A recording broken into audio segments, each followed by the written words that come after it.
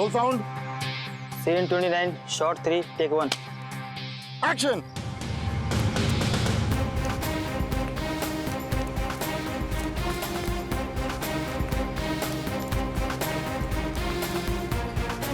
अगर इन लोगों ने मुझे पकड़ लिया तो मुझे जिंदा नहीं छोड़ेंगे।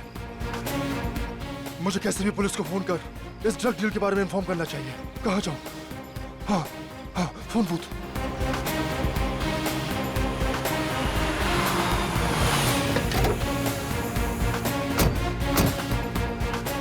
हो रहा। अरे यार डायलॉग बोल। ये डायलॉग क्यों नहीं बोल रहा है? क्या हो गया इसको? तुमने रिहर्सल करवाई थी इसकी? सर दो बार इसको रिहर्सल करवाई थी, पता नहीं क्यों नहीं डायलॉग बोल रहा है। क्या हो गया इसको पता नहीं। प्रॉम्प्ट कर। हेलो सर, आपको 100 नंबर डायल करके बोलना है। Hello police. सर मैं केतन बोल रहा हूँ। सर आप क्या कर रहे हो? सर आप 100 नंबर डायल करो सर। ये वो यहाँ भूत बन के क्यों खड़ा हो गया यार? इसको पता नहीं कैमरा कहाँ लगा हुआ है यार। ये बोल क्यों नहीं रहा है? Cut it! जाओ जाके उसको समझा कर क्या रहा है वहाँ पे। कितनी बार जाके बोल समझाओ? उसको डायलॉग बोले यार। कहाँ से उठा के ले आते हैं आप भी। सुपरस्टार है, कोई और नहीं मिला था कष्ट करने के लिए। अरे मुझे कोसना बंद करो यार।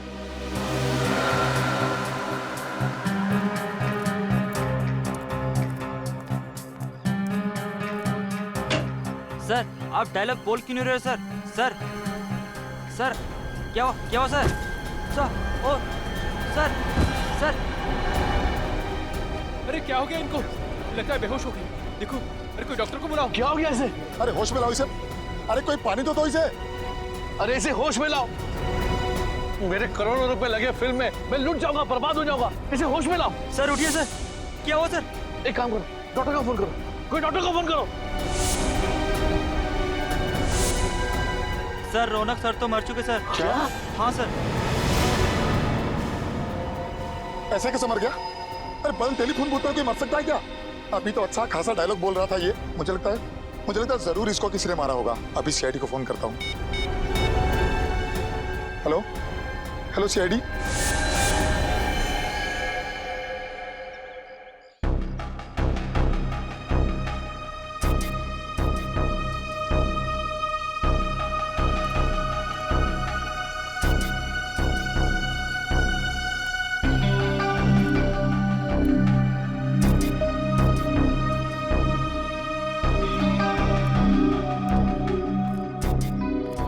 ना कोई चोट का निशान है, ना कोई घाव है, खून का एक धब्बा तक नहीं कहीं पर भी।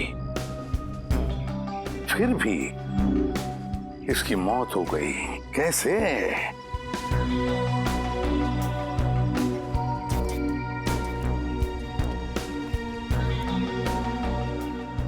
तुम्हारे कहने के मुताबिक तुम्हारी शूटिंग चल रही थी, मतलब ये यहाँ पर एक सीन चल रहा था। उस सीन में रौनक वहां से दौड़ के आया और या इस टेलीफोन बूथ में घुसा और फिर वहां खड़े खड़े मर भी गया। हाँ सर, मेरे बार डायलॉग प्रॉम्प्ट करने के बाद भी वहाँ से कोई रिस्पांस नहीं आ रहा था सर। फिर मैंने टेलीफोन बूथ का दरवाजा खोला सर, फिर वो मेरे ऊपर ही आकर गिर पड़े। एक बात बताओ, जब रौनक वहां से दौड़ते आया इस फोन बूथ में जाने के लिए, तब आप में से किसी को भी ऐसे लगा कि शायद रौनक को कुछ लगा हो या फिर किसी ने कुछ मारा हो जिसकी वजह से उसकी मौत हो गई इधर फोन बूथ में? नहीं सर, किसी ने उस पर कोई वार नहीं किया। क्या फोन बूथ के अंदर कुछ था जिसे हमारे आने से पहले आपने मिटा दिया हो? नहीं सर, किसी ने किसी भी चीज को हाथ नहीं लगाया। बड़ी अजीब बात है, किसी ने किसी भी चीज को हाथ नहीं लगाया, ना रौनक के साथ यहाँ पर कुछ भी हुआ, फिर भी उसकी मौत हो गई। कैसे? सर ये मरा नहीं है, जरूर इसे किसी ने मारा। वैसे आप कौन हैं? सर मैं इस फिल्म का प्रोड्यूसर हूँ। अच्छा, तो इस फिल्म के प्रोड्यूसर आप हैं और आप डायरेक्टर हैं। क्यों ये प्रोड्यूसर साहब ऐसा क्यों कह रहे हैं कि रौनक की मौत नहीं, उसे किसी ने मार डाला? सर मुझे कुछ नहीं पता सर मैं तो वहां बैठा अपना शॉट ले रहा था। रौनक जी अचानक से दौड़ते हुए और खड़े खड़े उनकी मौत हो गई। तुम्हें कुछ नहीं पता, यहाँ पर किसी को भी कुछ भी नहीं पता। फिर भी रौनक की मौत हो गई। सर, हमने सुना है कि मिस्टर रौनक की हत्या हुई। आप लोग अंदर कैसे आ गए? सर, हमने सुना है इस फिल्म के लिए आपने करोड़ों रुपए का फाइनेंस लिया था। अगर रौनक जी की फिल्म रिलीज नहीं हुई तो क्या आपका दिवाला निकल जाएगा? ये किस तरह के सवाल कर रहे हैं आप लोग? और आप लोग अंदर आए कैसे? सिक्योरिटी इन्हें अंदर कैसे आने दिया? सर आप बताइए कुछ। सर देखिए, तहकीकात जारी है, जैसे कुछ मिल जाएगा हम आपको इन्फॉर्म कर देंगे। तब तक हमें जरा अपना काम करने दीजिए। Thank you very much. आप पंकज, कुछ मिला? नहीं सर, बूथ में कोई भी निशान या सबूत नहीं है। हाँ सर, सब कुछ ठीक ठाक है सर। लाश को फोरेंसिक लैब भेज दो। सर आप मेरा विश्वास कीजिए, इसे मारा गया है, इसका खून हुआ है। वो तो हम पता लगा ही लेंगे कि रौनक का खून हुआ है या नहीं। और अगर खून हुआ है तो ये भी पता लगा लेंगे कि रौनक का खून किया किसने है। समझे आप?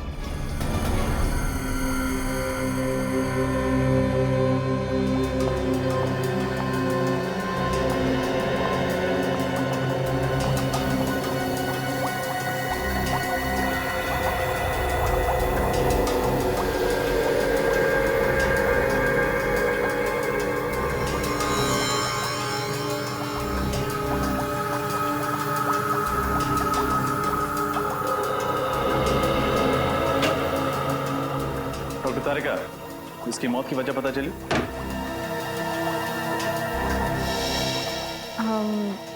इसकी मौत दिल के दौरे की वजह से हुई है क्या? नहीं। तो फिर क्या वजह?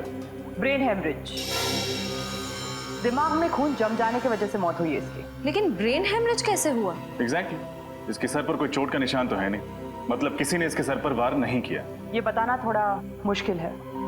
इसके ब्रेन के एक्सरे पर ये पतली लाइन देख रहे हैं आप? हाँ, क्या है? यही तो मैं भी समझने की कोशिश कर रही हूँ। अब डॉक्टर तारिका, आप ही को समझ में नहीं आ रहा है तो फिर आप हमें क्या समझाएंगे? रजत, फिलहाल मैं सिर्फ इतना बता सकती हूँ कि रौनक की मौत दिमाग में खून जम जाने की वजह से हुई है। तो फिर हम इसे क्या समझे, खून या कुदरती मौत? पक्का तो नहीं बता सकती, लेकिन मुझे तो लग रहा है कि खून ही है। कुछ और टेस्ट करने के बाद मैं सालों के सर के साथ इस केस के बारे में डिस्कस करूंगी और उसके बाद ही कुछ बता पाऊंगी। डायरेक्टर साहब, हमें तो पता चला है कि रौनक के साथ आपका 36 का आंकड़ा था। आप रौनक को अपनी फिल्म में बतौर हीरो साइन नहीं करना चाहते थे, बल्कि आप किसी और को साइन करना चाहते थे। वो क्या? आपको तो खुशी हो रही होगी, आपके गले का कांटा निकल गया। ये सरासर गलत है मैडम, ये सच नहीं है। रौनक इंडस्ट्री का सबसे बड़ा स्टार था और हर डायरेक्टर यही चाहता था कि उसके साथ काम करे। लेकिन हमारी जानकारी के हिसाब से तुम मुझसे बहुत परेशान थे। क्या छिपा रहे हमसे? हाँ, मैं परेशान था। बहुत नखरे थे उसके। एक तो लेटा रहा, ऊपर से जल्दी चले जाना, ये नहीं खाऊंगा, वो नहीं खाऊंगा, ये नहीं पहनना है, वो नहीं पहनना है, वगैरह वगैरह। क्या ये तुम्हारी पहली फिल्म है? नहीं मैडम, इससे पहले मैंने 1-2 छोटी मोटी फिल्में की हुई हैं, लेकिन इतने बड़े सुपरस्टार के साथ ये मेरा पहला मौका था मैम। मेरा तो कैरियर अभी शुरू हुआ था। मैं भला ये कैसे कर सकता हूँ? फिर कौन कर सकता है? हाँ, कौन कर सकता है ये घिनौना काम?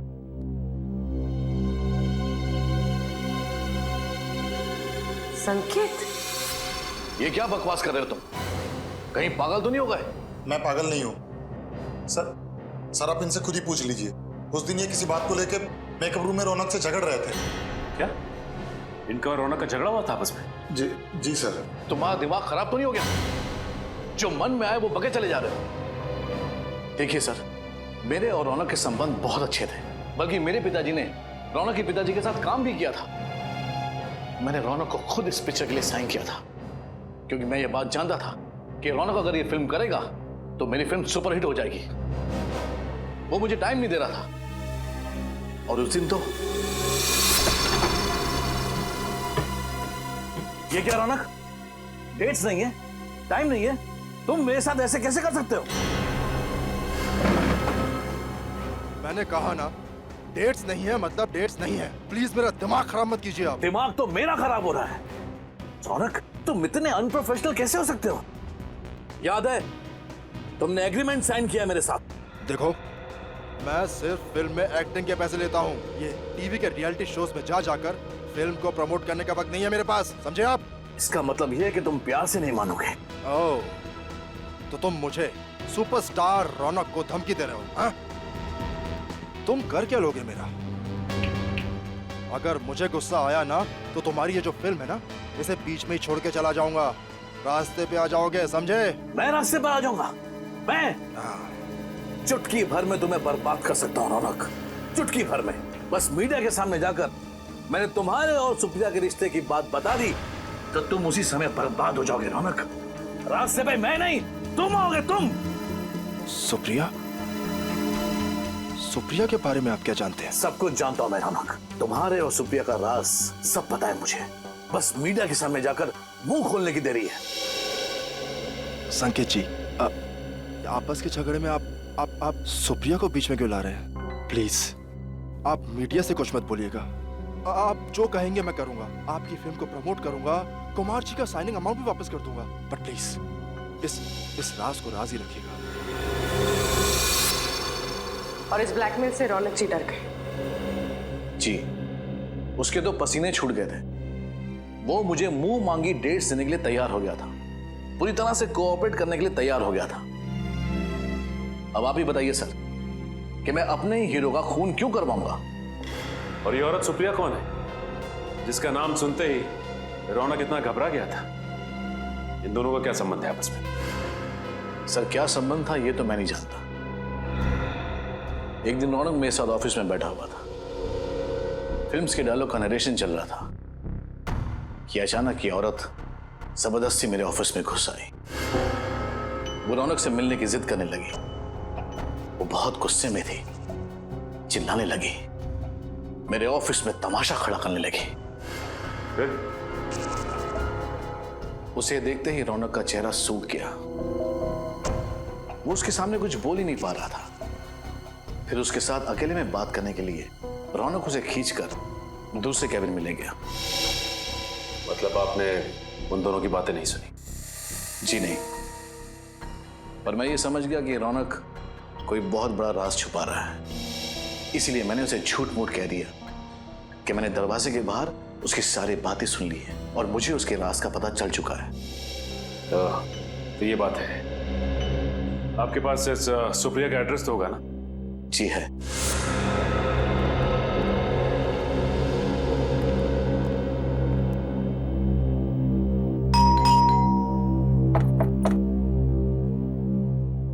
क्या बात है सर? कब से बेल बजा रहे हैं, कोई दरवाजा नहीं खोल रहा। लगता है कोई घर में नहीं है। ठीक है, बिन बुलाए मेहमान बन जाते हैं।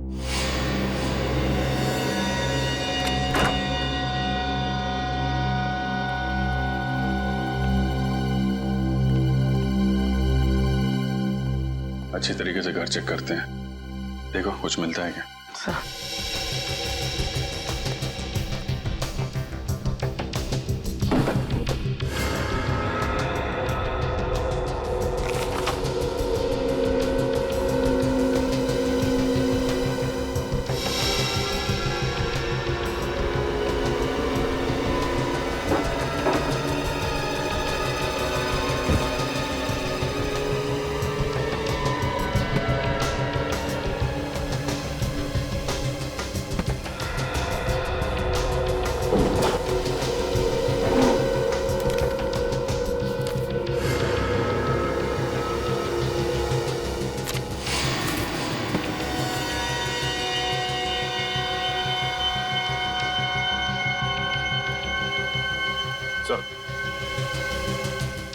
ये देखिए सर, रौनक और सुप्रिया की फोटो उस कमरे में किताब के अंदर छिपा के रखी थी।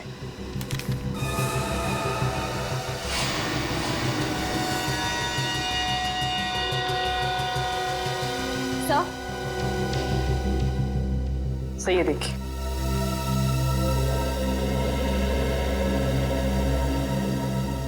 माय गॉड, तो ये चक्कर है। Marriage certificate? सर रौनक जी और सुप्रिया जी शादीशुदा थे। और अगर सुप्रिया रौनक की बीवी थी तो ये बात इतने सालों तक उसने लोगों से छुपा के क्यों रखी? रौनक जी तो रहे नहीं, अब ये बात उनकी पत्नी सुप्रिया जी बताएंगे।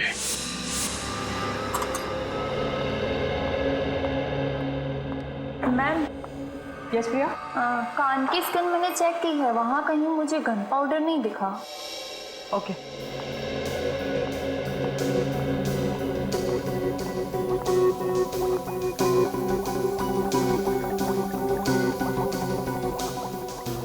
तो फिर हम लोग चलते हैं? नहीं मतलब यहाँ रुकने का कोई फायदा मुझे तो नहीं दिख रहा। फायदा है रजत। क्या? इंतजार खत्म हुआ आप लोगों का। रौनक की मौत गोली से हुई है। गोली से? डॉक्टर तारिका, पहले आपने कहा था कि मौत खून जम जाने के कारण हुई थी, और अब गोली से? मैंने टेस्ट किया है, इसकी मौत गोली से ही हुई है। लेकिन उसके शरीर पर कहीं गोली लगने का निशान तो है नहीं। ना ही कहीं से खून निकला है, फिर गोली से कैसे मौत हुई? क्योंकि ये एक अजीब तरह की गोली है, बिल्कुल सुई जितनी पतली। रौनक के दिमाग में एक तरफ से घुसी और दूसरी तरफ से बाहर निकल गई। अब आप ये भी बता दीजिए कि गोली चली कहाँ से? ये ढूंढना तो आप लोगों का काम है ना। वैसे फोन बूथ के बाहर से चली होगी। फोन बूथ का कांच बिल्कुल सही सलामत है। सर हो सकता है कांच में छेद इतना छोटा हो कि हमें दिखाई ना दिया हो सकता है श्रेय। एक काम करते हैं, फोन बूथ के कांच को एक्सपर्ट से चेक करवाते हैं, पता चल जाएगा गोली बाहर से चली थी या अंदर से। फोन बूथ के ग्लास से कुछ पता चला क्या? नहीं सर, अभी तक 3 कांच की जांच हो चुकी है, चौथी की जारी है। इसमें एक जेल है, इसे हम इस कांच के ऊपर डालेंगे।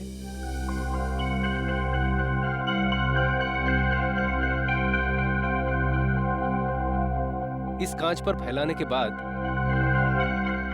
इसे एक सूखे कपड़े से पोंछ देंगे।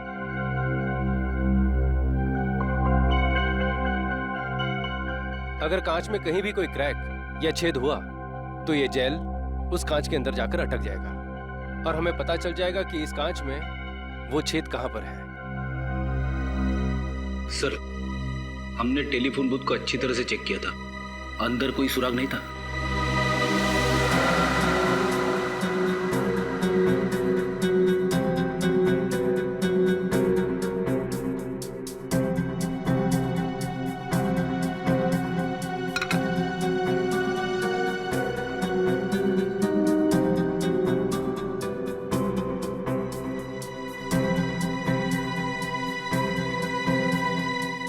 नहीं सर, कांच में ना तो कोई क्रैक है और ना ही कोई छेद। कमाल है, ये कैसे हो सकता है? बाहर से कोई भी हथियार बूथ के अंदर आया ही नहीं, फिर ये खून हुआ तो हुआ कैसे?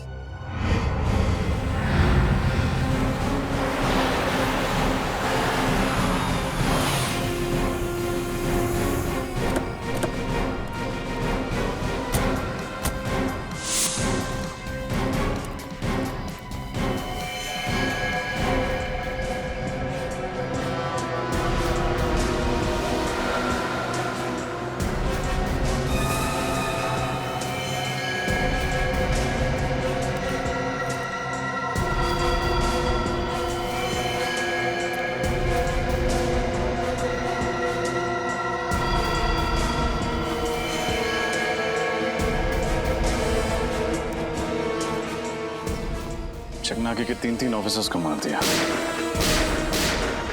तो क्या हम अकेले सुप्रिया का तो हो नहीं सकता? जरूर सुप्रिया के साथ कोई था जो उसकी मदद कर रहा है। कोई सीसीटीवी कैमरा नहीं दिख रहा। चकनाके पे सीसीटीवी कैमरा तो होना चाहिए। सर, वो रहा सीसीटीवी कैमरा, मगर टूटा हुआ है सर, वायर भी लटक रही है।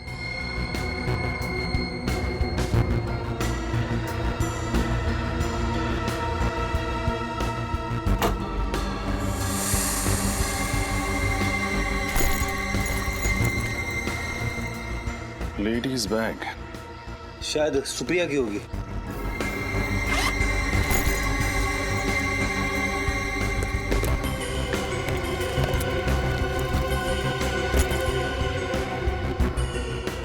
सुप्रिया का ही है, उसका लाइसेंस, उसके क्रेडिट कार्ड्स। हो सकता है सर कि इन तीनों ऑफिसर्स ने सुप्रिया को बस में देखा, उसे बस में से उतारा और फिर हमारे आने तक उसे यहाँ पे बिठा के रखा। हो सकता है, लेकिन एक बात समझ में नहीं आ रही सर, अगर सुप्रिया अपने साथियों के साथ इन तीनों ऑफिसर्स का खून करके भाग गई तो फिर उसने ये पर्स यहाँ पे क्यों रखी? इसी सवाल का तो जवाब ढूंढना है फ्रेडी। कोई भी मुजरिम इतना बड़ा सबूत पीछे छोड़ के क्यों जाएगा? हो सकता है वो हमें गुमराह करने की कोशिश कर रही हो।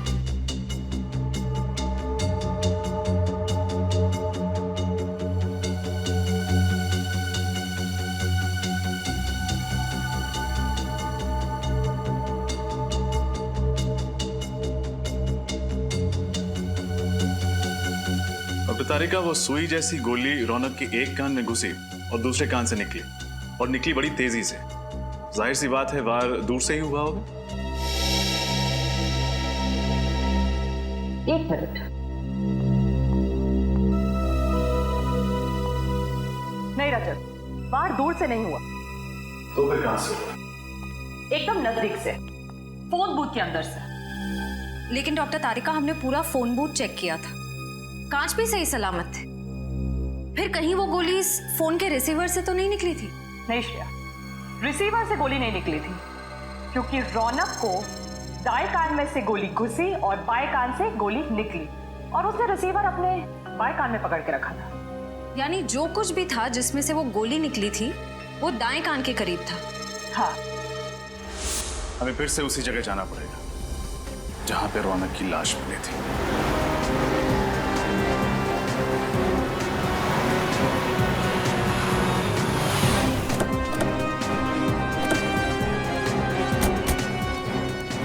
सर, हमने पूरे एरिया को सील कर दिया। Very good. अब देखते हैं, अगर हमारी नजरों से कुछ छूटा है तो अभी मिलना ही चाहिए। सर, शूटिंग के लिए जो फोन बूथ यूज किया था वो इधर रखा गया था। हाँ, फोन बूथ इधर था, और उस फोन के असिस्टेंट डायरेक्टर ने यह बताया था कि रौनक वहां से दौड़कर आया और इस फोन बूथ में आके खड़ा हो गया, फोन किया। जैसे ही वो असिस्टेंट डायरेक्टर यहाँ पर आया, उसने फोन बूथ का दरवाजा खोला, तब रौनक अपने पीठ के बल ऐसे यहाँ गिर गया। सर, ये मिस्टर रौनक सुपरस्टार थे, मगर एक्टर अच्छे नहीं थे।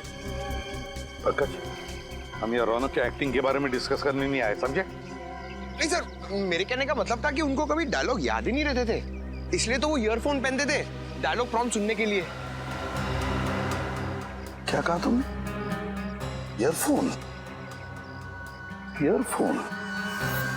छोटा सा ईयरफोन, वो माइक्रोफोन, कॉर्डलेस। वो तो हमें लाश के ऊपर से नहीं मिला, पर माइक्रोफोन गया कहां? वो माइक्रोफोन ढूंढो, ढूंढो, यहीं कहीं आसपास ही मिलना चाहिए।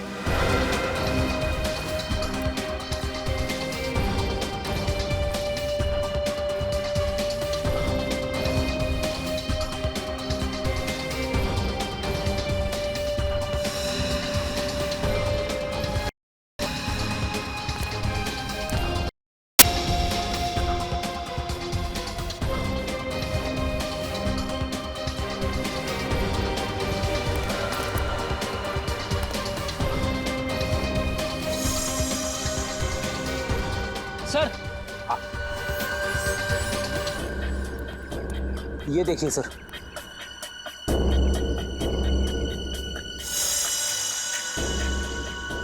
यही तो है वो माइक्रोफोन, यही है।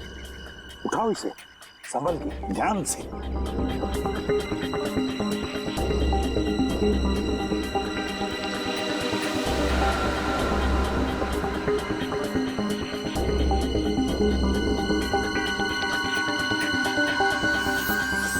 तो ये है वो माइक्रोफोन।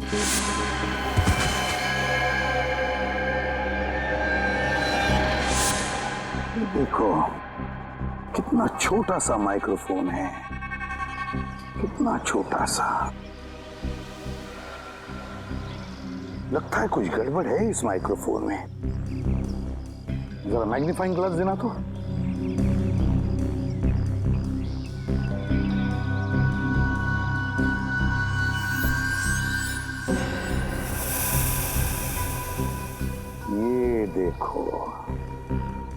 माइक्रोफोन की जाली फटी हुई है, छेद है उसमें। जाली अंदर से बाहर की तरफ फटी हुई है, अंदर से बाहर की तरफ।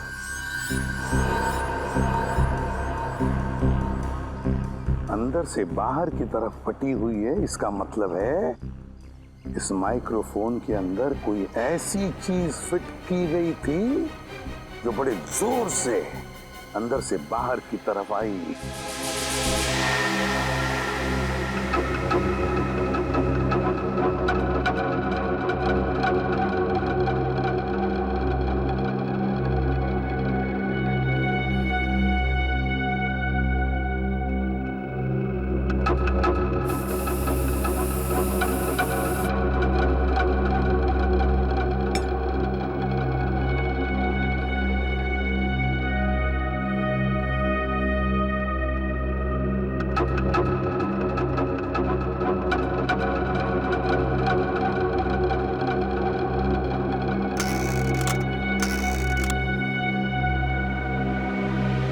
डॉक्टर तारिका, ऐसे ही चक्कर लगवाती रहेंगी या कुछ बताएंगी भी? मैं तो पूरी कोशिश कर रही हूँ कि आप लोग जल्द से जल्द खूनी तक पहुंचे। दरअसल एसीपी सर बहुत गुस्से में। क्यों? क्योंकि खूनी तो दूर, अब तक हम ये भी पता नहीं लगा पाए हैं कि खून हुआ कैसे। मगर मुझे पता चल गया है कि खून कैसे हुआ। कैसे? इस ईयरपीस पर कोई लोहे की चीज, पिन या सुई वगैरह लगी हुई थी जो रौनक के ब्रेन के आर पार हो गई। आप ये बात इतने यकीन के साथ कैसे कह सकते हैं?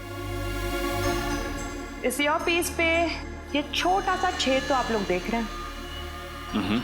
इस जाली के लोहे के अंश रौनक के भेजे में मिले लोहे के अंश से मैच होता है। इसका मतलब वो चीज जाली से निकलकर रौनक के कान से होते हुए उसके दिमाग में घुस गई। हाँ, लेकिन इतना शक्तिशाली वार करने के लिए इस ईयरपीस में कोई यंत्र, कोई ट्रिगरिंग डिवाइस तो होगा जिसने फोर्स के साथ उस पिन को बाहर फेंका होगा। नहीं, इस पे ऐसा कोई ट्रिगर नहीं है। ये ईयरपीस मैंने अच्छी तरह से चेक किया है। तो फिर उस पिन से वार हुआ कैसे? वो पिन अपने आप तो बाहर नहीं निकली होगी। ये पता चल जाएगा, बस थोड़ा सा वक्त दीजिए मुझे। तब तक हमें उस आदमी का पता लगाना होगा जिसने ये खास किस्म का ईयरपीस बनाया है। इस प्रॉम्प्टर को ध्यान से देखिए। क्या ये आपके यहाँ का है? हाँ, ये तो हमारे यहाँ का ही माल है। पर ये आपको कहाँ से मिला? ये तो रौनक के पास था। रौनक की लाश के पास से। क्या? जी हाँ, रौनक का इस प्रॉम्प्टर से खून हो गया है। सर, पर ये तो एक छोटा सा माइक्रोफोन है। इतनी छोटी चीज से किसी की जान कैसे जा सकती है? जान जा सकती नहीं, बल्कि जा चुकी है। ये देख रहे हैं आप, इस प्रॉम्प्टर की ये स्पीकर की जो जाली है, इसमें शायद किसी ने पिन डाला था। क्या ये पिन आपने डाला था? जी हाँ, बिल्कुल, ये पिन मैंने ही डाली थी। लेकिन क्यों डाला था ये पिन आपने? सर, रौनक जी के ऑफिस से उनकी सेक्रेटरी का फोन आया था। उनकी सेक्रेटरी? कोई औरत? हाँ, एक औरत थी और उसी ने मुझे कहा था ये पिन प्रॉम्प्टर के स्पीकर में डालने को। उसने कहा और आपने मान लिया? हाँ हाँ, पर तभी मुझे कुछ अजीब नहीं लगा था। उसने कहा था कि रौनक जी एक एक्शन सीक्वेंस शूट करने वाले हैं जिसमें खूब उछलना कूदना होगा, इसलिए उन्हें ये पिन चाहिए थी जिसकी वजह से प्रॉम्प्टर कान में अपनी जगह से हिले नहीं। लेकिन सर, रौनक की तो कोई सेक्रेटरी नहीं थी ना? हाँ श्रेया, इस खूनी ने ये खून बड़ी बारीकी से प्लान किया था। मुझे तो लगता है कि सुप्रिया का भी हाथ है इसमें। हाँ सर, मुझे भी यही लगता है। जिस तरह से वो सिक्योरिटी ऑफिसर को मार के भागी चेकनाके पे, उससे तो यही लगता है कि और भी लोग इसमें शामिल हैं। सुप्रिया को जल्द से जल्द पकड़ना होगा, जल्द से जल्द।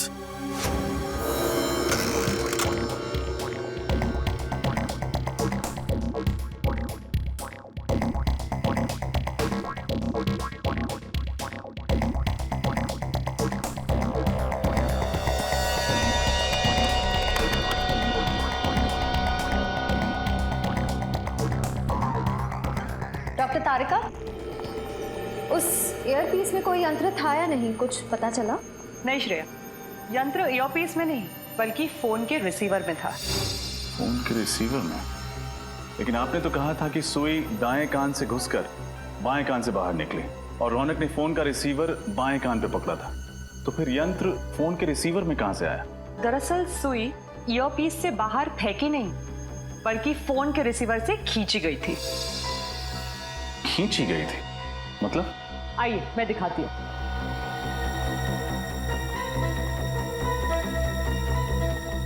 ये देखिए, ये है वो सुई जिसे रौनक की मौत हुई, मैग्नेट से चिपकी हुई। और इस चुंबक की वजह से सुई दाएं कान में घुसी और बाएं कान से बाहर निकल आई। जी हाँ, और ये मैग्नेट कोई मामूली मैग्नेट नहीं है, ये एक खास किस्म का मैग्नेट है जिसे नियोडाइमियम मैग्नेट कहते हैं। इसकी चुंबकीय शक्ति एक मामूली मैग्नेट से 10 गुना ज्यादा होती है।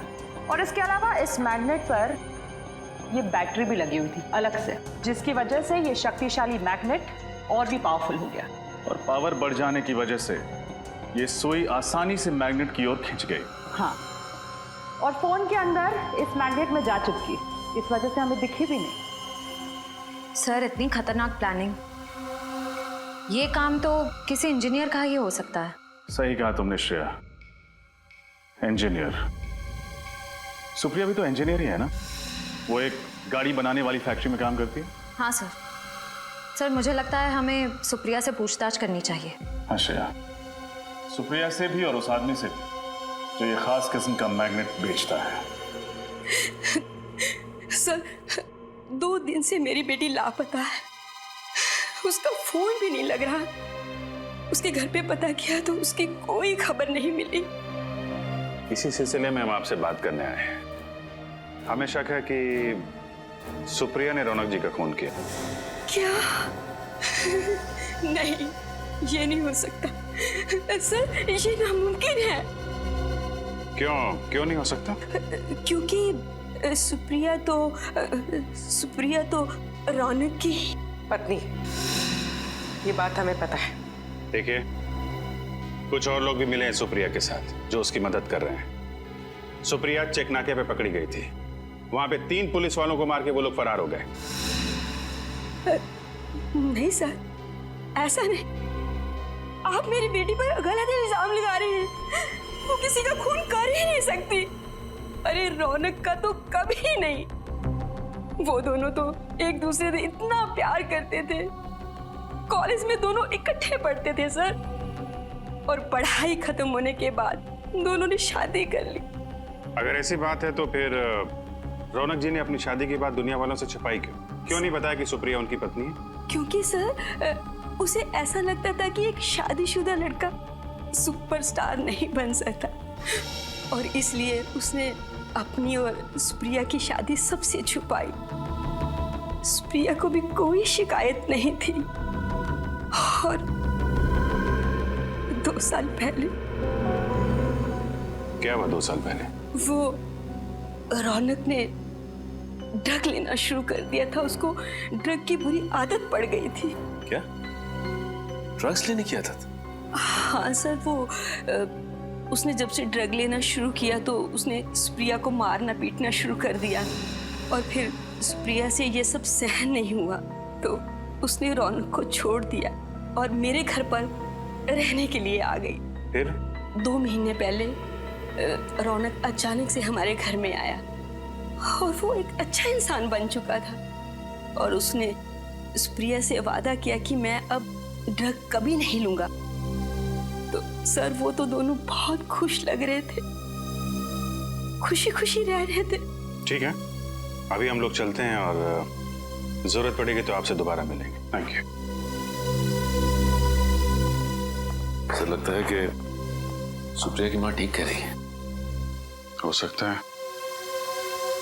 अगर सुप्रिया ने खून नहीं किया तो फिर भाग क्यों रही है?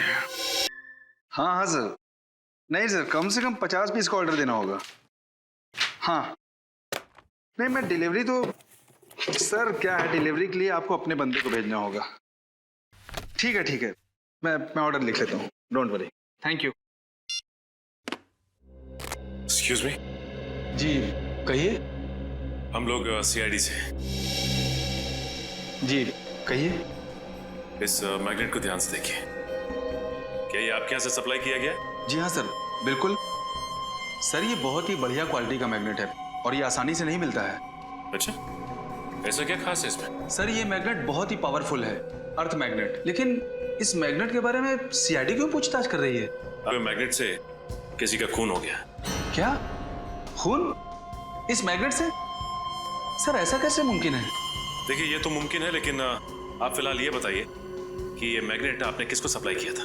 सर 2 दिन पहले एक आदमी का फोन आया था, वो इसी साइज का मैग्नेट चाहता था। सर पहले तो मैंने उसे मना कर दिया था। क्यों? क्योंकि वो एक ही मैग्नेट खरीदना चाहता था और मैं तो होलसेलर हूँ सर। फिर क्या मैम, लगता है उसे इस छोटे साइज के मैग्नेट की सख्त जरूरत थी। वो 50 पीस का ऑर्डर देने के लिए रेडी हो गया। फिर मुझे क्या था, मैं भी मान गया। लेकिन आपको कैसे पता कि उसे एक ही चुंबक चाहिए था? मैम जब वो डिलीवरी के लिए आया तो मैंने उसे जब बॉक्स दिया तो उससे बॉक्स में से सिर्फ एक ही मैग्नेट निकालकर मुझसे बोला कि बाकी के सारे मैग्नेट मैं रख लूं, वो भी बिल्कुल मुफ्त। ये बाकी के चुंबक हम देख सकते हैं? नहीं सर, वो क्या है कि जगह छोटी है ना, तो मैं स्टॉक ज्यादा रखता नहीं हूँ। ठीक है, उसका नाम बता लो। सर नाम पता भी नहीं है। उसका चेहरा तो देखा था तुमने, स्केच बनवा सकते हो? नहीं सर, उसका चेहरा मुझे याद नहीं है। तुम्हें उसने फोन किया था, फोन नंबर है तुम्हारे पास या वो भी नहीं है? जी, उसने लैंडलाइन पे फोन किया था सर। अच्छा, कितने बजे फोन किया था उसने? शाम को 6 से 7 के बीच। 6 से 7 के बीच? श्रेया, 6 से 7 के बीच जिसने भी ने फोन किया उनकी लिस्ट लिखवाओ।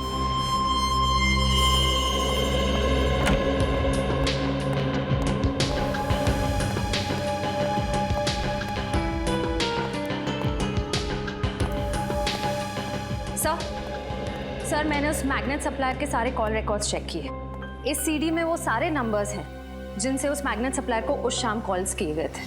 That's really good. अब खूनी का आसानी से पता चल जाएगा। एक काम करो श्रेया, इस सीडी को सिस्टम में रन करके देखो कोई नंबर ऐसे हैं जो इस केस से जुड़े हैं। सर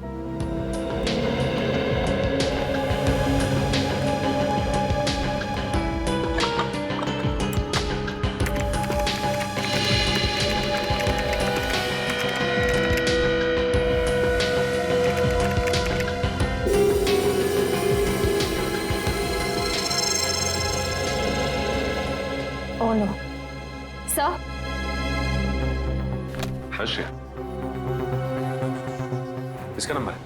सर उस शाम 6 से 7 के बीच इस लैंडलाइन नंबर से कॉल किया गया था और ये नंबर उस ऑटोमोबाइल कंपनी के नाम रजिस्टर्ड है जिसमें सुप्रिया काम करती है।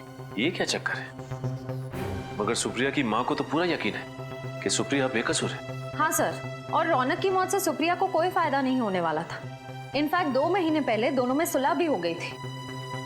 शायद ये भी तो हो सकता है कि रौनक की प्रॉपर्टी के लिए सुप्रिया ने उसका खून कर दिया। लेकिन सर रौनक ने अपनी सारी प्रॉपर्टी, सारे इन्वेस्टमेंट सुप्रिया के नाम कर दिए थे। उसके सारे डॉक्यूमेंट्स मुझे सुप्रिया के कमरे से ही मिले थे। कमाल है, अगर सुप्रिया को पहले से ही पता था कि रौनक ने सारी प्रॉपर्टी उसके नाम कर दी है तो फिर वो रौनक क्यों मारेगी? सर यही तो समझ में नहीं आ रहा। एक काम करते हैं श्रेया, इस सुप्रिया के ऑफिस चलते हैं, क्योंकि ये फोन सुप्रिया के ऑफिस के लैंडलाइन से आया था, उसके मोबाइल से नहीं। मतलब बात कुछ और ही है। एक्सक्यूज मी, यहाँ का इंचार्ज कौन है? जी मैं यहाँ का सुपरवाइजर हूँ परेश। क्या बात है सर? देखिए हम लोग सीआईडी से और एक खून की तहकीकात कर रहे हैं। हमें शक है कि आपकी एक कर्मचारी सुप्रिया ने खून किया है। सुप्रिया और खूनी?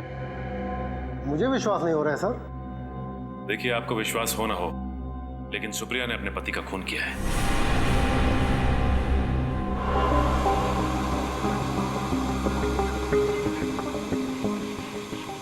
सर ये टीवी 2 दिन से बिगड़ गया है, इमेज बराबर नहीं आ रही है। ये तो अच्छा हो गया कि यहाँ के मालिक मिस्टर शेखर यहाँ पे 2 दिन से आए नहीं है इस केबिन में। इसका मतलब ये टीवी आपको 2 दिन से प्रॉब्लम दे रहा है? हाँ जी हाँ। श्रेया, मुझे याद है कि बचपन में टीवी के सामने अगर हम चुंबक रखते थे, मेरा मतलब है मैग्नेट, तो इसकी इमेज खराब हो जाती थी, कुछ दिखाई नहीं देता था ठीक से। हाँ सर, कहीं इस टीवी के पास भी तो लगता तो ऐसे ही है।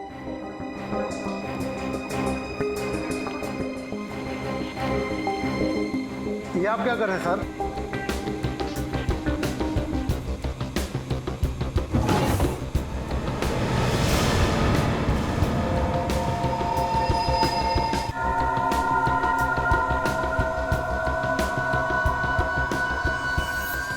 सर, इन मैग्नेट्स की साइज बिल्कुल वैसी ही है जैसी हमें उस फोन के रिसीवर में मिली थी।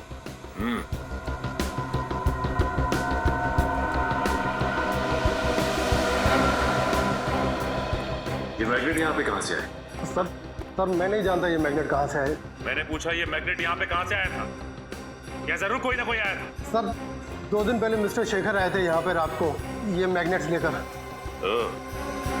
तो मिस्टर शेखर अपने कैबिन में आए थे 2 दिन पहले, और वो भी रात को, और इन मैग्नेट्स को यहां पर रखकर चले गए। इसका मतलब जिसकी तलाश हमें है वो और कोई नहीं बल्कि शेखर ही है। नीचे करो। क्या हाल बना रखा है इसका? मर तो नहीं गई? जिंदा है सर। बच गए तुम दोनों आज। आज का दिन तुम दोनों के लिए आखिरी दिन होता। इसमें हमारी क्या गलती है सर? गलती के बच्चे, कितने घंटे हो गए अब तक होश में क्यों नहीं आई? पूरी बोतल क्लोरोफॉर्म की सुंगा दी क्या इसको? नहीं बॉस, चेकनाका पर जब कांस्टेबल को गोली मारी तो ये भागने लगी। पकड़ने की कोशिश की तो हाथ में काट लिया, शायद इसलिए ज्यादा क्लोरोफॉर्म सुंघा दिया। कितना बोलता है तू? अब चुप कर, जाके पानी लेके इसके मुंह पे छाड़। हाँ बॉस।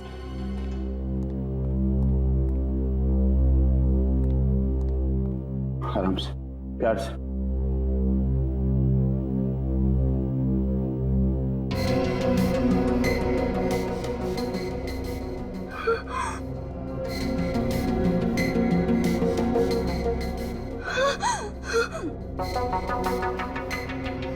शेखर, होश में आते ही पहचान लिया?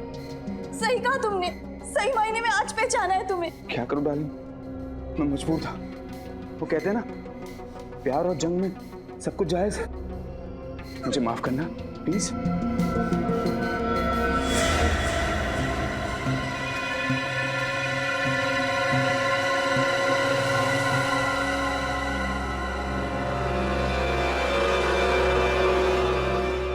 इतना बड़ा धोखा शेखर। मैं धोखेबाज नहीं हूं सुप्रिया, मैं तुम्हें कोई धोखा नहीं दिया। मैं तो तुम्हें पागलों की तरह प्यार करता हूं। ये कैसा प्यार शेखर? पहले तुमने रौनक को मार दिया और अब मुझे यहाँ। ओह, तो ये है शेखर। इसी ने सुप्रिया को किडनैप करके रखा हुआ है। सर, कुंडों के पास गन्स है। अगर हम सीधे घर के अंदर घुसेंगे तो सुप्रिया की जान को खतरा हो सकता है। एक काम करते हैं, जिस मैग्नेट का इस्तेमाल इस शेखर ने किया था रौनक को मारने के लिए, उसी मैग्नेट का इस्तेमाल हम भी करेंगे। वो कैसे सर? याद है श्रेया तुम्हें डॉक्टर तारिका ने क्या कहा था कि अगर इस चुंबक पे इलेक्ट्रिक का इस्तेमाल करो तो इसकी शक्ति और बढ़ जाती है। बस हमें एक इलेक्ट्रिकल वायर की जरूरत है। आसपास देखते हैं, चलो।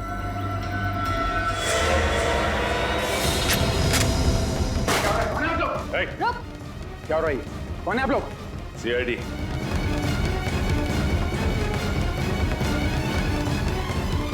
सीआईडी? हाँ, CID mister Shekhar. Mister Shekhar, जिस तरह मैग्नेट से तुमने रौनक को मारा ना, उसी तरह मैग्नेट से हमने तुम्हें अपने कब्जे में कर लिया। गलती भी नहीं भागने की। सीआईडी से कोई नहीं बच सकता।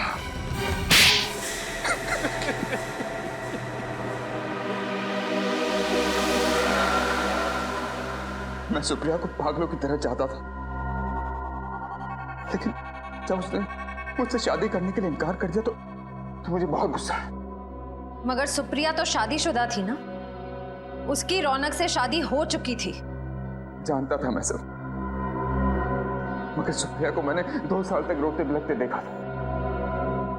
वो जिंदगी से निराश हो चुकी थी, तब मैंने उसे संभाला था। वो तो अपने ड्रग एडिक्ट पति को तलाक भी देने वाली थी। उसके बाद हम दोनों शादी करने वाले थे, मगर अचानक एक दिन अचानक रौनक ने अपने ड्रग्स लेने की आदत छोड़ दी। वो सुधर गया था और अपनी पत्नी को वापस पाने के लिए वो अपनी शादी का ऐलान करने को भी तैयार हो गया। हाँ, सुप्रिया ने रौनक को माफ कर दिया था और वो उसके पास वापस चली गई। मेरे प्यार और एहसान को भूल चुकी थी वो। मैं बहुत गिड़गिड़ाया, सुप्रिया को पाने की पूरी कोशिश की, लेकिन उसने मुझसे कहा कि वो रौनक से बहुत प्यार करती और वो उसे छोड़कर मेरे पास कभी नहीं आएगी। और इसलिए तुमने रौनक का खून कर दिया। और सुप्रिया से शादी करने की प्लानिंग कर ली। अगर तुम सुप्रिया को चाहते थे, उससे प्यार करते थे, तो रौनक के खून के इल्जाम में उसे फंसाया क्यों तुमने? क्योंकि मुझे लगा कि चेक नाका के ऑफिसर्स के खून के बाद सीआईडी को लगेगा कि असली खूनी सुप्रिया ही है। मैं सुप्रिया को कानून से बचाता और फिर सुप्रिया को भी लगता कि जेल जाने से अच्छा वो मेरे साथ अंडरग्राउंड हो जाए और फिर सारी जिंदगी वो मेरे एहसानों के तले दबी रहती। शर्म आनी चाहिए तुम। सच्चा प्यार वो होता है जिसमें लोग एक दूसरे के लिए बलिदान देते हैं, लेकिन तुमने सुप्रिया को पाने के लिए उसके पति का खून कर दिया। अब कानून इस जुर्म के लिए तुम्हें सिर्फ और सिर्फ फांसी देगा।